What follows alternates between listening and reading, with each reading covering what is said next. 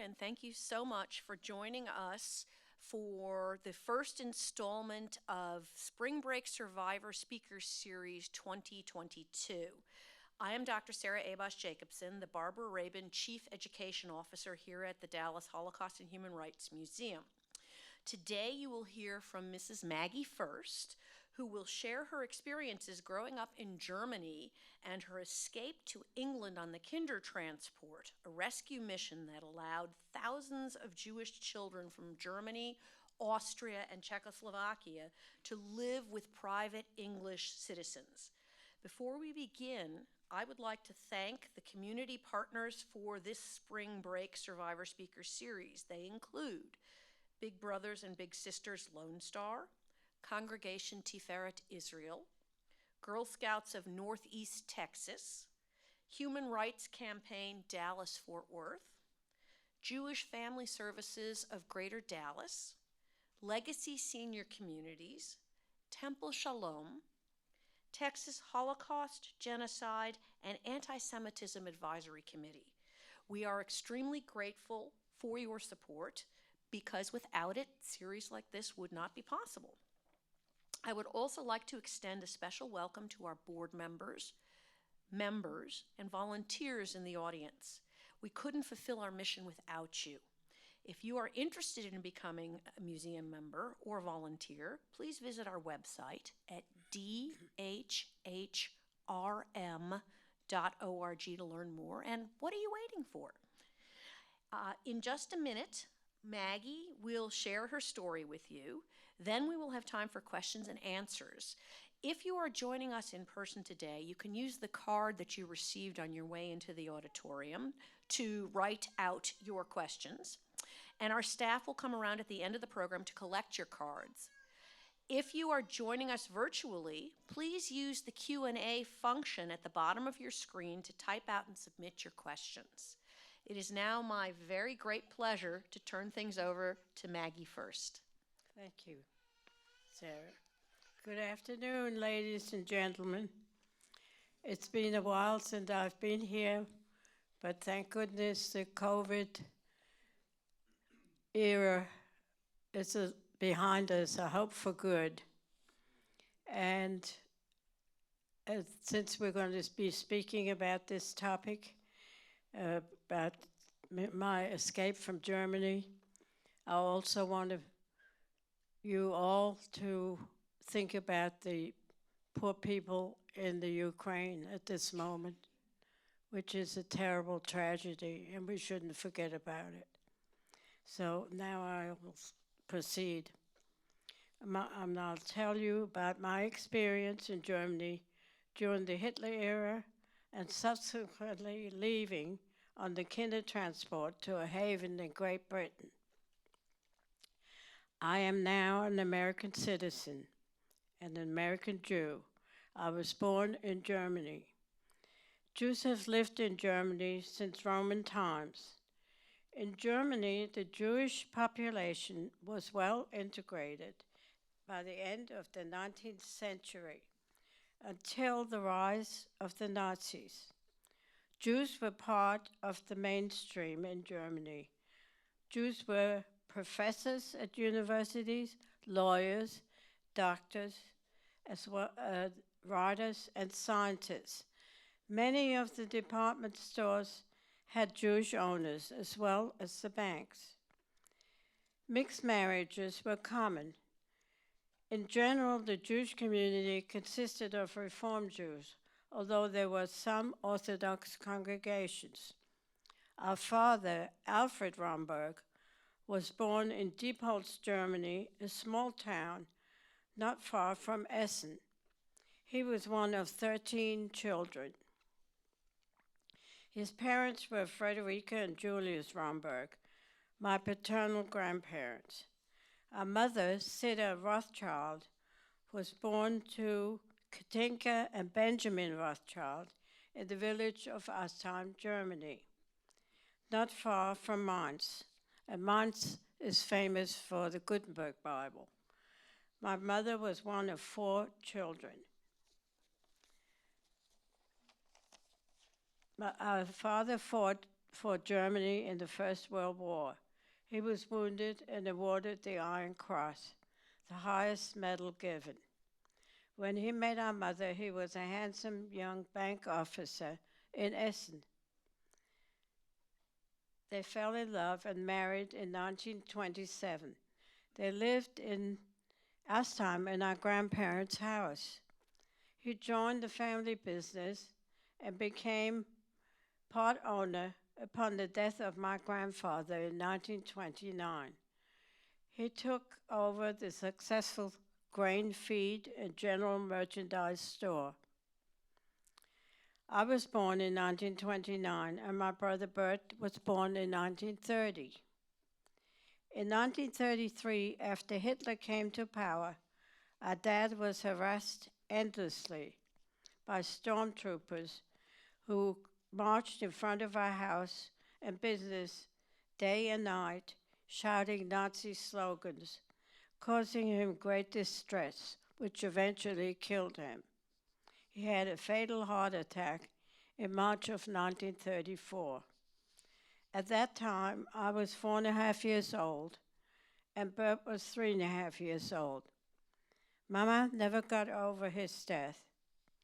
I found some old newspapers she had saved, in which it describes the funeral cortege moving through the village. Stones and insults were thrown at the mourners. I started school in Astheim, and as far as I can remember, I was well treated by my fellow schoolmates. We also played behind closed doors with our neighbors' children.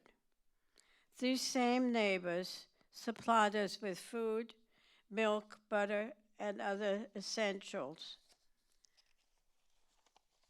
through a common basement wall into which we had made a hole. They supported us through many trials, as they had in years past. We had a teenager named Elizabeth, whom we call Leah, who took care of us while Mama and our grandmother worked in the store. Mama struggled along to keep the business afloat, but as the anti-Semitic Nuremberg laws were passed, the farmers no longer paid their debts to Jews. She was forced to sell the business for a pittance. In 1936, we moved to Eschwege, near Kassel, with a good-sized Jewish population, for moral support. My Aunt Paula lived there with her family. We tried to overcome the adverse conditions, but Mama had to take in laundry and sewing to support us. She was ordered to go to Gestapo headquarters and hand over all our valuables. After 3 tries, we finally found an apartment that was Jewish-owned, and which we shared with another Jewish family. We were unable to attend secular schools and had to attend a Jewish school. The trouble was, we were all in one classroom, so you can imagine how much we learned. Well, most of the time, we played hide and seek, and we played around, and the teachers weren't too concerned at that point. After Crystal Night, there was no school, nor was there a synagogue left to attend. That was November the 9th, 1938. Everything that was Jewish-owned was burned, destroyed, and in ruins. Houses were ransacked. Jewish men and teenagers were dragged off to newly established concentration camps. Our cousin Henry, 14 and a half, was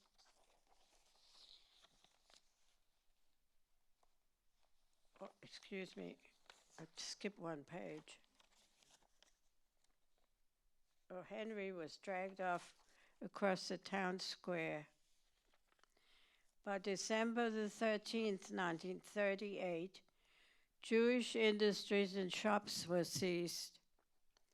Living conditions in Eschwege went from bad to worse. We could not go out without being beaten up by the Hitler Youth. Some of the men were eventually released from the concentration camps in terrible physical conditions. Some came home in urns. Most of them tried to leave the country as soon as possible to whomever would take them in, but many had no means or no guarantor and despaired, often committing suicide. We are convinced that Mama made a decision after Crystal Night that she could no longer risk her children's lives in Nazi Germany. Our father had a sister and her family living in Stockholm since 1928. Mama appealed to them for a visa for Bert and myself. Following Crystal Night and appeals by Jewish committees and a debate in Parliament, the British government agreed to admit up to 10,000 children from Germany, Austria, and Czechoslovakia. A £50 bond per child was posted to guarantee their eventual fare to some other country. The British didn't want to keep us forever. They just wanted to give us temporary shelter.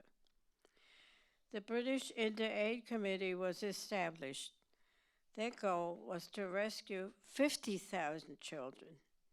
They were mostly Jewish, but there was some non-Aryan Christian children. Parliament passed an emergency measure to permit these children to enter the United Kingdom. The conditions were they had to be potty trained, alone, under 17 years of age, and only 2 per family. Well, what do you do if you have 4 children, or 5, or 3, or if you only have 1? They figured it would cost a minimum of £25 per year to maintain each child. That was a lot of money at that time, especially since there was a depression all over the world. The British people came forth and opened their hearts and homes.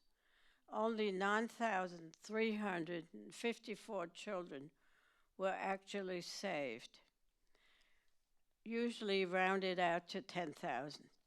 The first transport of 196 children came from a Jewish orphanage in Berlin on December the 2nd, 1938. That was barely a month since Crystal Night, so they didn't dilly-dally around. They got right to the point. The first transport left with a Dutch Christian lady who was 25 years old, and her name was Truus Weismiller. She faced down Eichmann in Vienna and brought out 600 children on one train. My brother and I received our visas to go to Sweden 3 days before Mama got permission from her cousins in London to work in their household, the Lowenthals, who had emigrated to Great Britain in 1934. They were instrumental in getting her out and getting us onto the Kindertransport instead of going to Sweden. So we were overjoyed that we could all be together in Great Britain. Of course, saying goodbye to all our relatives was very sad. Our grandmother was only 69 years old the last time I saw her. She went to the old age home in Frankfurt, and from there she was deported. She had always been part of our lives, as had all our other relatives. We left with one small suitcase each, about the size of what you take onto Southwest Airlines, and little kids can't carry much. The night before we left, I cleaned my suitcase out and I threw out my underwear. And what do you think I put in there? Well, I put my dolls in there. They were more important than the underwear, right? You could live without the underwear. You can't live without your dolls. All the clothes we wore were made by our mother and grandmother. We had 10 marks each with us. That was very little money at that time, and today it's nothing. Even in those days, it wasn't much money. We had little else with us. The scene at the railroad station wasn't very happy, as you can imagine. Some parents held on to their children and didn't want to let them go. Others ran off without saying goodbye. Some didn't even come to the railroad to see the children off. Most of the children were not as upset as the parents. After all, this was a big adventure. We were going on a holiday. That's what I thought anyway. I thought we're going to Great Britain and we're going to lie in the sun, and it's going to be wonderful. The train went forward with a lurch and we were on our way. I can't remember too much about the train ride, except when it suddenly stopped at the Dutch border and I heard the Gestapo boots coming into the compartment. Once you hear those Gestapo boots, you never forget them. Looking into our suitcases, they screamed at us, "You Jewish dogs, do you have any diamonds?" Now, we would have been insane to have any contraband with us. Besides, I doubt if there was any Jews left in Germany in 1939 who still had diamonds. Finally, we continued on and crossed the border into Holland. The first stop we came to, there were smiling Dutch angels handing us hot chocolate and fruit that I had never seen, because Jews were not allowed to have any tropical fruits and vegetables or anything that wasn't grown in Germany. So that was a special treat. I had my first orange in Holland, and I got a big hug too, and no one spat in our faces.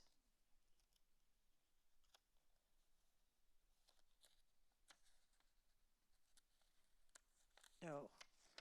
Anyway, so the train continued on to Hoek van Holland, the port for Rotterdam. We boarded a little ship and crossed the English Channel at night. We arrived in Harwich on the east coast of England early in the morning. It was a glorious, bright, sunshiny English day, May 23rd, 1939. That was my July 4th, my day of liberation. We were directed to another train bound for Liverpool Street Station in London. Mama's cousins picked us up in a beautiful new car. As soon as we were on the way, my brother Bert threw up on the cousin's wife's new shoes. That was our initiation. The next shock came as the uncle announced that he was bankrupt and had sold his house. But Mama could stay and work for the new owners, who were due to arrive from Vienna next week. After a few weeks, Mama had a nervous breakdown. But she persevered and came through it. What could she do? She had no money. She certainly couldn't go back to Germany. So even if she crawled on all fours, she did the best she could. Now, another dilemma. Bert and I had no lodgings. The uncle knew the president of the Coventry synagogue, and between the two of them, they found homes for 55 children. Bert was eventually sent to the shepherds. There was Mom and Pop, Peter their son, and Mary their daughter. They called him Bertie. Pop was a mailman, and Mom became a bus conductor at the onset of war. The Simons, where I went to live, were Jewish and better off financially than the shepherds, but treated me very shabbily. I became the cheap maid. Bert and I lived only a few blocks apart, and we went to the same school but saw each other only during class breaks or at Hebrew school.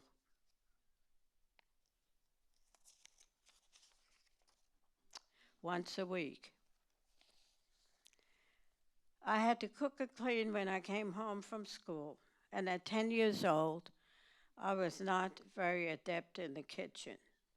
Actually, I was a terrific cook. I was very consistent. I burnt the meat every day. To correct it, I took the newspapers and put them on the floor, and then I turned the pot upside down, scraped the black off the meat, and put it back in the same burnt pot, not knowing that using the same burnt pot doesn't improve the taste. Anyway, they ate it.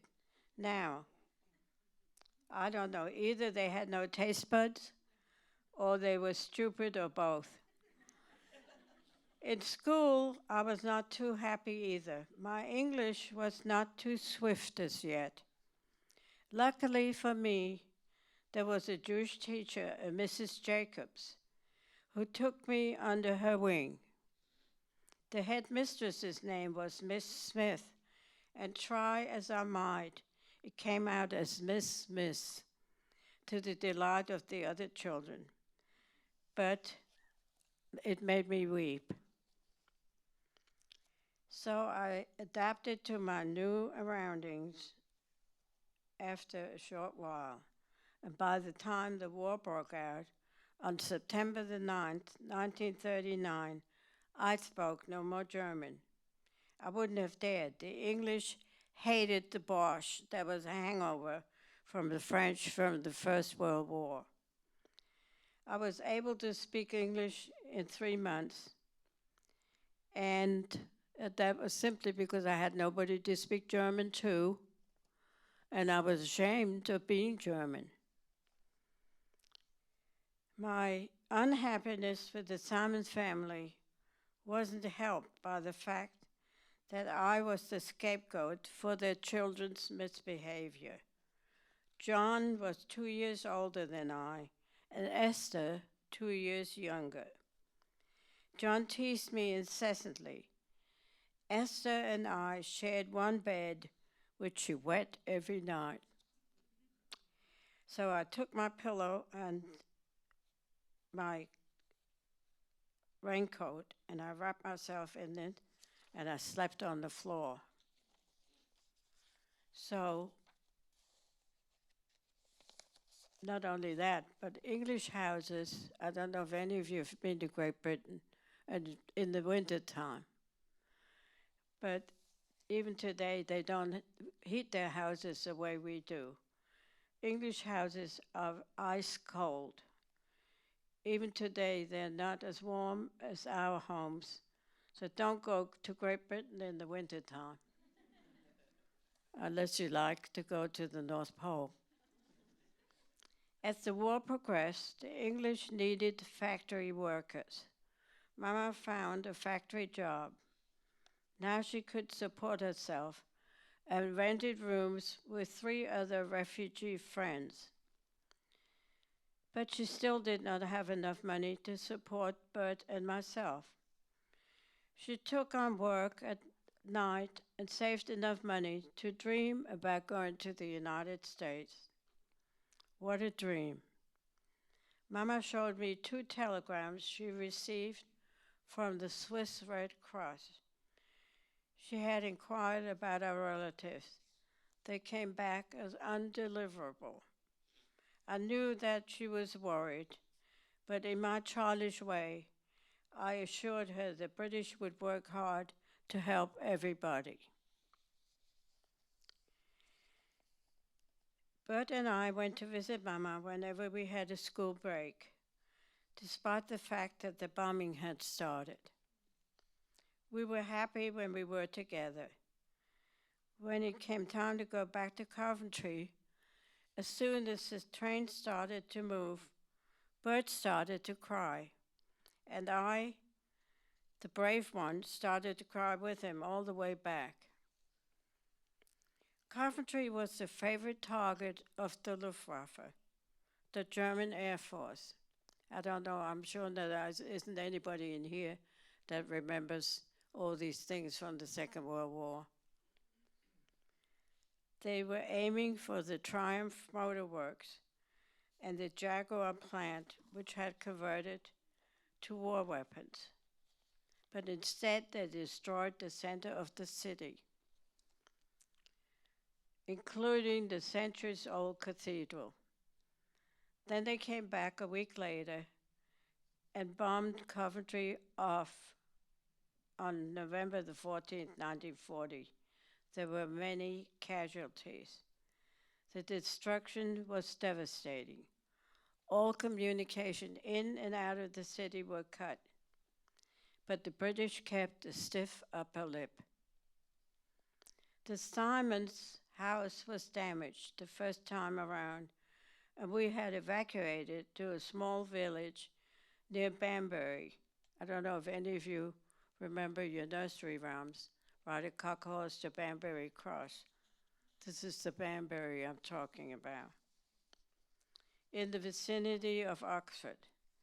Finally, the Red Cross was able to connect us to each other, our mother in London and Bert in a damaged house in Coventry. The conditions we were living under only made my distaste for Mr. Simon more pronounced. He was an abuser, and I was petrified, but had no escape. My writing paper, my only means of communication with my mother, and my stamps had disappeared mysteriously. But I had to wait, and we went to London again, and then I did not go back to the Simons. Mama went to Bloomsbury House, which was an affiliation of HIAS, the Hebrew Immigrant Aid Society, who were there to help the refugees. Between the two of them, they found me a wonderful boarding school, which had been evacuated to Hertfordshire, near Cambridge, from London. I finally started to blossom and live like a human being.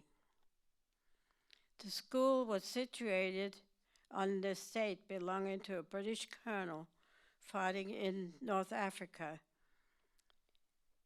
He had loaned the estate to the London County Council for the duration of the war. The teachers were like mothers to us. We were 36 girls. 2 of us were Jewish, and 2 of the girls were from the Spanish Civil War. I was well treated and didn't mind doing my share to keep the house and gardens in good shape. I took care of Alma the goat. Alma and I had a good relationship. We talked to each other. Though she smelled like a goat, I didn't care. I was happy. Now you will go home and get rid of your dog and get yourself a goat. A goat is a wonderful companion. You don't have to take him to the vet every week. It won't cost you $1,000 at the end of the year for vet fees. And you could use the droppings in your garden. And you don't have to mow the lawn either. The goat will do it for you. Best of all, you won't have to pick up after the goat. Okay. In the meantime, Bert went to a warm and loving family in Hartford, not far from where I was. Mama was afraid he might be converted, and it was time for his bar mitzvah. He went to live with the Pettit family. They were extraordinary people. Mrs. Pettit slept on the floor when our mother came to visit to get some respite from the bombing. I was only able to stay in school until I was 14 and a half years old. The school was not equipped to teach beyond that age. Unless you had a scholarship or money, you went to work. There was a war to be won, and school was not the English priority at this time. I returned to London and went to work for a dentist. The first day on the job, I cleaned up glass from a bomb which had fallen on the field across from the office. Every night, when the sirens went off, we went to the air raid shelter, except for me. I didn't want to go. And I thought I was invincible. Nothing was going to happen to me. One night, the ceiling caved in, and the windows flew in, and I came very close to being cut very badly. After that, I was the first one in the air raid shelter every night. On June the 5th, 1944, it was D-Day, and the invasion of Europe had begun under General Dwight Eisenhower. Well, I knew something was going on because we saw the planes going the day and two overhead, and they were all heading south, so something looked suspicious. Mama started to inquire if we could go to the United States. Eventually, we did get our visas, even though the war was still on. It was a hard decision for Mama to make because of Bert's education, but she decided we would all have a better chance in the U.S. My brother got a scholarship to Cambridge University, room and board, and spending money. Would have taken him through his PhD. So she took a chance by leaving all that behind. But she figured we would all be better off in the United States, that she would get a chance there to make more money, and that I could go back to school. So we left Britain with heavy hearts the beginning of April 1945 on the old Aquitania, which was the sister ship of the Lusitania. It had been converted to a Canadian hospital ship. We sailed from Greenock, Scotland, to Halifax, Nova Scotia. From there, we traveled by train to Montreal, St. Albans, Vermont, to New York City. We arrived in New York on April the 12th, 1945, a day before President Roosevelt died. The war was in its final stages in Europe. Mama's sister, brother, and their families welcomed us very warmly. The British were wonderful to us. We shall always be indebted to them for their indomitable spirit, their kindness and compassion. They saved our lives and those of many others. No other country in the world would take in Jewish refugees. There was a lot of anti-Semitism in the world. Just like today, it's starting all over again. A few countries made it a little easier, such as Chile, Costa Rica, and the Belgian Congo. Even in this country, it was hard to get President Roosevelt to take in some Jews. He had a few members in his cabinet who did not want Jews in this country. There was no place for them to go when the Holocaust started, the greatest tragedy that ever befell the Jewish people. Some of the children that arrived on the Kindertransport were picked up by various agencies and placed in hostels. The youngest ones went to families. Some of the older ones were taken in as household help or nannies. Others were placed with loving families all over the British Isles. They went to England, Scotland, Wales, and Northern Ireland. Some adjusted very well. Others had a hard time being torn away from their families. The younger ones forgot their parents very quickly. Some were converted to Christianity or were adopted by families who grew to love them as much or more than their own children. As they became older, some joined the armed forces and fought valiantly.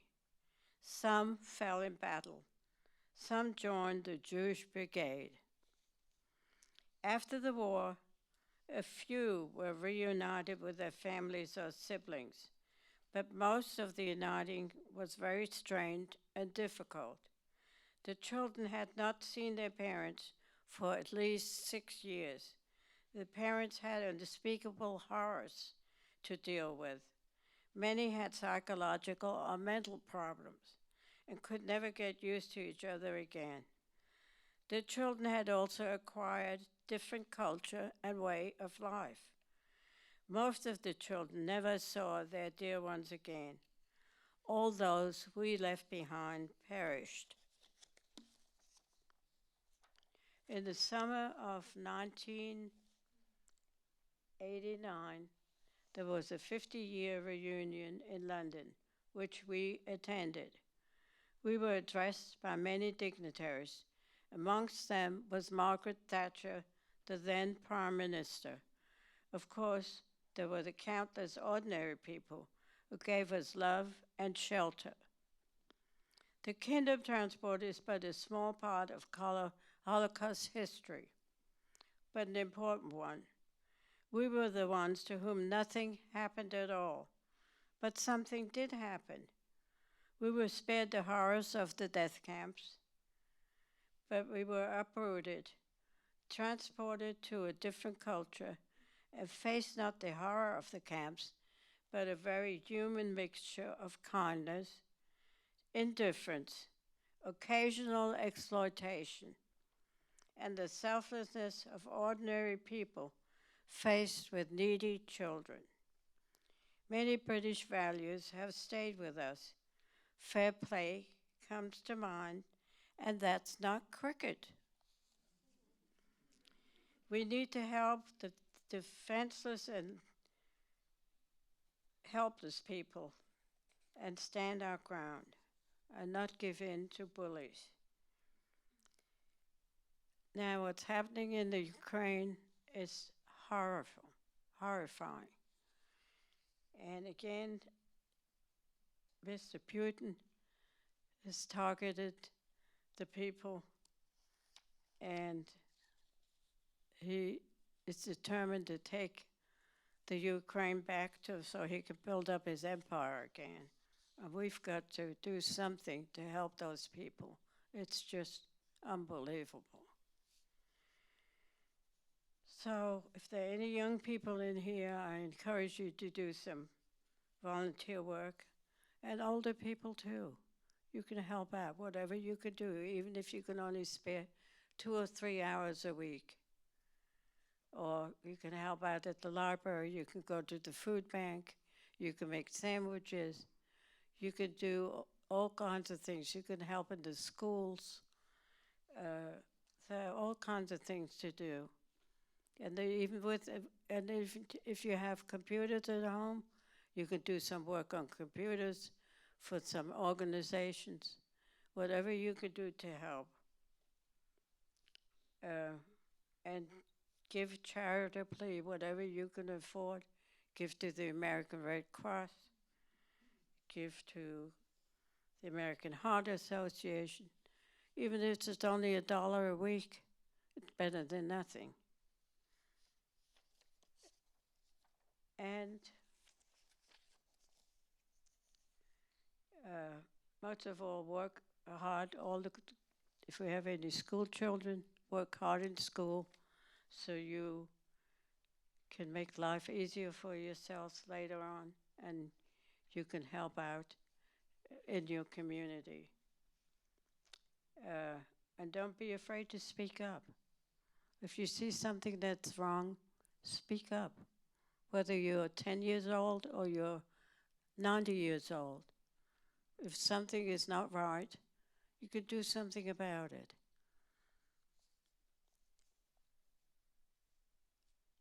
Okay, now, I had to go back to school when we came to New York, and I went to Jamaica High School, and then I went to Queens College at night, and I had to work because we had no money. So in 1948, I met my husband at a beach in Far Rockaway. We got married in 1949. Our children were born in New York, and we came to Dallas in 1963. My husband was also a refugee child, but he was lucky enough to come to this beautiful country in 1937 with his parents. He went through the New York City schools, and he was drafted into the U.S. Army in 1943 when he was 19. First, he was a dishwasher in the Army. Then he was a medic. Then he became a translator for General Patton, and he went into Germany with General Patton as a translator. And he wanted to kill all the Germans, but of course we can't do that, you know. I have two wonderful grandchildren, and I've been volunteering at the museum now for over 20 years. I also did volunteer work at the Dallas County Probate Court for people who are under guardianship, and at the Vogel Alcove, which is a daycare center for children of the homeless. I make meals for people who are ill when I have time. I knit for cancer patients and for the homeless. And I read a lot. And now I'm in a retirement home, and I belong to the book club, and I enjoy my life immensely. And I thank you very much. I try to attend as much outside activity as I can. I enjoy the opera. Uh, I go to services every weekend. I go to the symphony whenever I get a chance. And above all, I always make time for my grandchildren and for my great-grandchild. So thank you for coming today, and I hope I gave you a little insight of my life. Thank you, Maggie. So if you look to the sides, if you hold up the card, if you filled it out, one of our staff members will come by to pick it up from you. Maggie, I already have a few questions that we've picked up. So the first question is, what gave you hope while you were in England? I never gave up hope to begin with.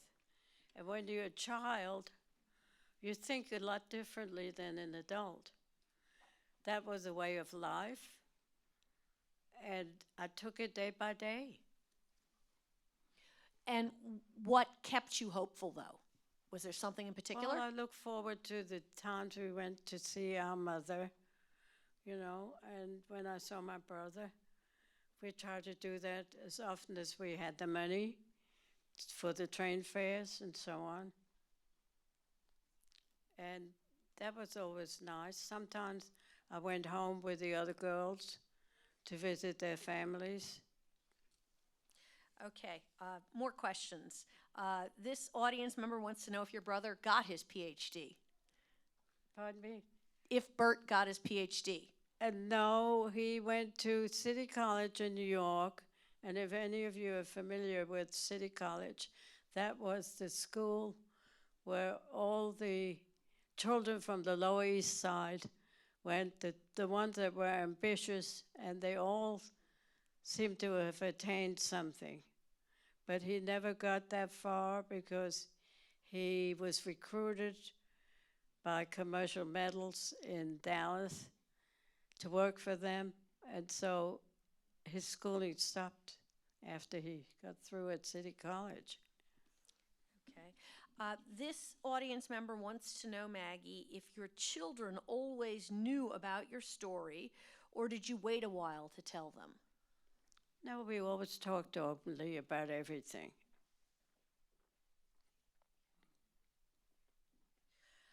Maggie, when you were in England, did you know what was happening to Jews in Nazi-controlled parts of Europe? Did you have any sense of what was going on? Vaguely. Not, they didn't, whatever came out in the British press, but not too much. But after the telegrams came from the Swiss Red Cross, we sort of had an idea that that something was going on that wasn't right. Okay. Did your Jewish faith help you through any of the difficult times that you faced? Yes, it did. Can Yes. you explain a little bit about? Well, I was really cut off from everything when I was evacuated. When we first got to Great Britain, of course we didn't go to services, and I didn't attend anything. But then when in Coventry, we did go to Hebrew school, and we did attend services for a while, but that all stopped with the bombing in 1942. But I still kept a little prayer in my heart, and I cried a lot at night. But I mean, we were all in the same boat, you know. So I had plenty of company. Even most of the girls that I was with were not Jewish, but we were very close, and we treated each other with respect. And I didn't know the difference between a Jewish friend and a non-Jewish friend. So that made a big difference when somebody is close to you and feels for you and understands what you're up against. How were you treated by the Germans before you left Germany on the Kindertransport? Terrible. Can you elaborate a little bit? Well, we were afraid to go out. For instance, we went out once to get a loaf of bread, and Bert and I were together, and they went for him, so I stood in front of him, and I made sure that they beat me up instead of him. I was very protective of him. He was my little brother. And, I mean, they ganged up on us. So we didn't go out very much. So we were kind of isolated. And, well, it was a small town. It wasn't like the big cities. But still, they were roaming around. And I remember there was a couple that lived underneath us. They had a big Nazi flag hanging out there, and the lady was hanging out of the window, and I spat on her head, and my mother got hysterical. She thought that the Gestapo would come and arrest her because of what I did. But I was a naughty little girl. I didn't care. I just wanted to fight back. And that was my way of doing it. This audience member would like to know if the other children on the Kindertransport were kind to you, or do you have any memory of the children from the Kindertransport? It was such a brief, it was just like a few hours on the train and the ship. and we traveled mostly by night. So I didn't get to know anybody really on the what my mother was with us and my brother. So I don't even remember anybody. Right. What happened to your grandmother, and did you know at the time? No, that's very sad. She was only 69 years old. The last time I saw her. And from what we heard, what we know, they took her to Auschwitz. And she was such a good person. So now she died. Okay, sorry. This is the final question. This audience member would like to know, how old are your grand and great grandchildren, and are they here in Dallas? No, they're not in Dallas, alas. They were raised in Dallas. Uh, they went through the Highland Park schools, and the little one finished up at Texas Tech, and he is a uh, electrical and mechanical engineer, and the older one went to Whittier in California, and he is a bond trader for the Royal Bank of Canada. They're both doing very well. Augie is 35 and Manny is 32. And my great granddaughter is 9 months old. And Augie lives in New York and Manny lives in Louisville, Kentucky. And so the baby's in Kentucky too. Very nice. And I hope to see them in 2 weeks. Oh, are they coming to visit you for Passover, or are you going to them? No, they're coming here because they have a wedding to go to that Very weekend. nice. Okay. Thank you so much, Maggie, for sharing your story with us today. And I'd like to ask all of you to consider joining us every day this week at 1 to hear a different survivor or child of survivor story. Thank you so much.